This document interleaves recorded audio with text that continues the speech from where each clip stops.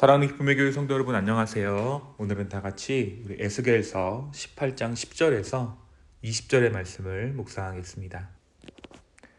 가령 그가 아들을 낳았다 하자 그 아들이 모든 선을 하나도 행하지 아니하고 이 죄악 중 하나를 범하여 강포하거나 살인하거나 산 위에서 재물을 먹거나 이웃의 아내를 더럽히거나 가난하고 궁핍한 자를 학대하거나 강탈하거나 빚진 자의 저당물을 돌려주지 아니하거나 우상에게 눈을 들거나 가증한 일을 행하거나 별일을 위하여 꾸어주거나 이자를 받거나 할진대 그가 살겠느냐 결코 살지 못하리니 이 모든 가증한 일을 행하였은즉 반드시 죽을지라 자기의 피가 자기에게로 돌아가리라.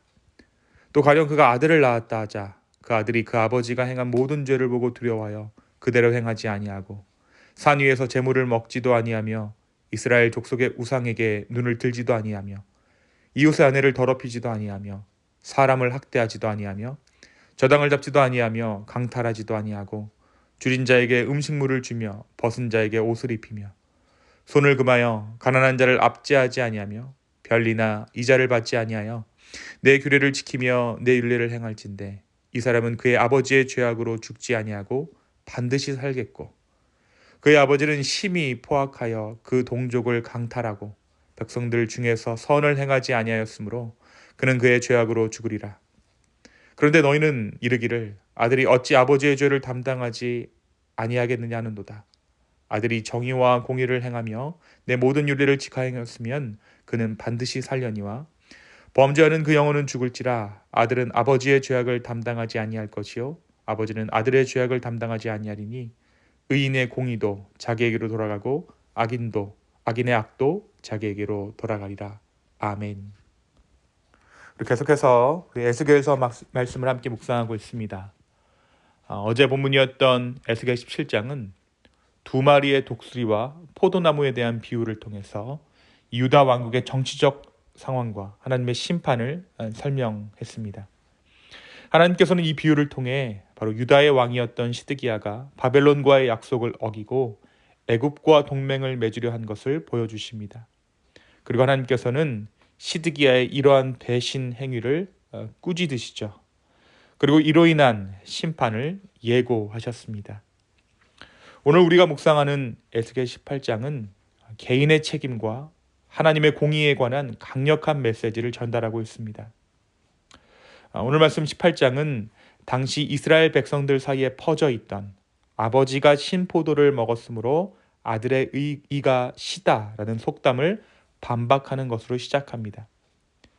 이 속담의 의미가 무엇일까요? 이 속담은 부모의 행동이나 결정이 자녀에게 영향을 미친다라는 의미를 담고 있습니다. 하지만 하나님께서는 이 속담이 잘못됐다라고 말씀하시죠. 하나님께서는 자녀가 부모의 죄로 인해 고통받는다는 잘못된 믿음을 바로잡으시고자 하십니다. 자녀의 세대가 부모의 세대에 속한 것이 아니라 모든 영혼이 하나님께 속해 있음을 알려주고자 하신 것이죠. 유다는 조상들의 죄에 대한 자신의 모든 고난을 이 조상들의 책임으로 돌리고 있었습니다. 부모의 죄 뒤에 숨어 있었던 것이죠. 하지만 이제 하나님께서는 그들이 부모가 아닌 하나님께 속해 있음으로 말미암아 각 개인의 자신들의 행위에 대해 책임을 스스로 져야 한다라고 말씀하십니다. 그 의로운 사람과 악한 사람이 어떠한 사람인지에 대해 말씀하시죠. 하나님께서는 각 사람을 그의 행위대로 심판하실 것이라고 말씀하십니다. 특별히 오늘 우리가 읽은 10절에서 20절의 말씀은 이 개인적인 책임과 개인의 책임과 하나님의 공의에 대해서 더 구체적으로 설명하고 있는 본문입니다. 오늘 이 말씀에서 하나님께서는 아들이 아버지의 죄로 인해 벌받지 않고 아버지도 아들의 죄로 인해 벌받지 않는 점을 분명히 말씀하십니다. 의로운 아버지에게서 악한 아들이 태어날 수 있고 악한 아버지에게서 의로운 아들이 태어날 수 있다는 것이죠. 하지만 각 세대가 독립적으로 자신의 선택을 해야 한다라고 하나님께서는 말씀하십니다. 이 말씀은 의인은 자신의 의로움으로 인해 살고 악인은 자신의 악함으로 인해 죽을 것이다 라고 선언합니다. 이것은 하나님의 공의로운 심판을 나타내고 있죠. 동시에 각 개인이 자신의 삶에 대해 스스로 하나님 앞에서 책임을 져야 한다라고 말씀하고 있습니다. 특별히 오늘 이 말씀이 이야기하는 것은 회개의 중요성을 이야기하고 있는 것이죠. 악인이라도 회개하면 살 것이고 의인이라도 악을 행하면 죽을 것이다 라는 것이 바로 오늘 본문의 하나님의 엄중한 경고입니다. 사랑하는 성도 여러분, 오늘 말씀은 우리에게 무엇을 말해주고 있을까요? 나의 죄에 대한 책임을 누군가에게 돌리는 것, 외부 상황에 돌리는 것은 에덴 동산에서 타락한 인간이 보여주었던 모습입니다. 그러니까 죄의 본성이라는 것이에요. 당시 이스라엘 백성들은 자신들이 죄의 징계를 받는 것, 그러니까 바벨론의 포로로 잡혀 들어간 것을 부모의 죄라고 원망했습니다. 조상들의 죄값을 자신들이 치르고 있다는 것이죠. 결국 이것은 본질적으로 하나님의 불공평함을 토로하는 것이었습니다. 우리 역시 그렇습니다. 우리는 종종 우리의 현실을 두고 외부적인 요인의 그 원인을 찾습니다. 그리고 우리가 찾아낸 원인은 여지없이 지금의 내 상태와 들어맞게 되어 있어요. 하지만 원인을 찾는 것이 문제를 해결하는 것은 아닙니다. 부모의 영향, 친구의 영향, 아니면 다른 어떠한 이유가 내 지금의 상황의 이유가 될 수는 있지만 그 이유를 찾는다고 해서 내 죄가 사라지는 것은 아닙니다. 주님은 이스라엘에게 너희가 나에게 속했다라고 말씀하십니다. 마찬가지로 오늘 우리의 삶은 주님께 속한 삶입니다.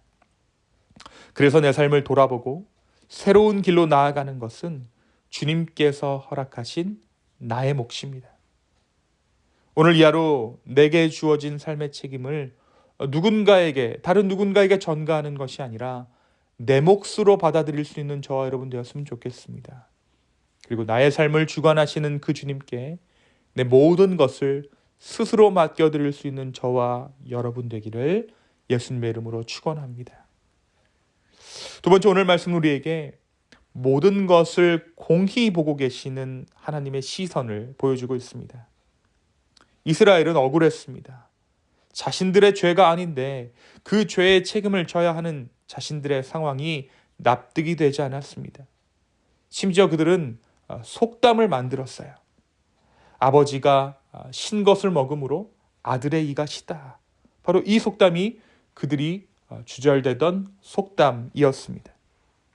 하지만 오늘 말씀은 공의로운 하나님, 다시 말해 반박 불가의 하나님의 모습을 보여주고 있어요. 그들이 어떤 부분에서 왜 억울해하는지 하나님께서는 알고 계셨고 그 상황에 대해 조목조목 예를 들어 설명해 주십니다. 사랑하는 여러분, 하나님은 막무가내의 하나님이 아니십니다. 하나님은 모든 상황을 공히 보시고 스스로 조율하시며 다른 누군가의 책임을 나에게 함부로 물으시지 않으십니다. 이 공의의 하나님은 때로 우리에게 가차없고 차가워 보이지만 이 공의로 인해 우리는 그분을 신뢰하게 되는 것입니다. 그리고 우리가 그분께 기댈 수 있게 되는 것도 이 공의로움 때문입니다. 흔들리지 않은 공의로움, 공평하신 하나님. 그래서 우리가 결정적인 순간에 주님을 신뢰하고 믿을 수 있다는 것이죠. 사랑하는 성도 여러분, 이 공의의 하나님을 신뢰하는 믿음이 저와 여러분 가운데 있었으면 좋겠습니다. 내 판단, 내 기준이 아닌 주님의 공의로움으로 내 삶이 운행됨에 감사하며 주님의 공평하심을 온전히 찬양할 수 있는 저와 여러분 되기를 예수님의 이름으로 축원합니다. 이 시간 함께 기도하시겠습니다.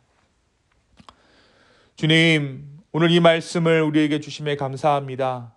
우리의 죄의 책임을 다른 곳에 돌리는 것이 아니라 내가 온전히 단독자로 주님 앞에 반응하는 이 하루 되게 하여 주시옵소서.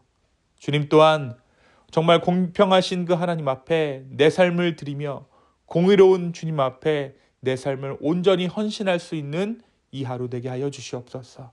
그리하여서 공평하신 하나님이 나의 하나님 되고 위로의 하나님 될 수 있도록 주여 내 삶을 주관하여 주시옵소서.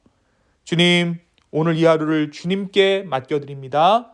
내 삶을 인도하여 주시옵소서. 감사합니다. 이 모든 말씀 예수님의 이름으로 기도하였습니다. 아멘.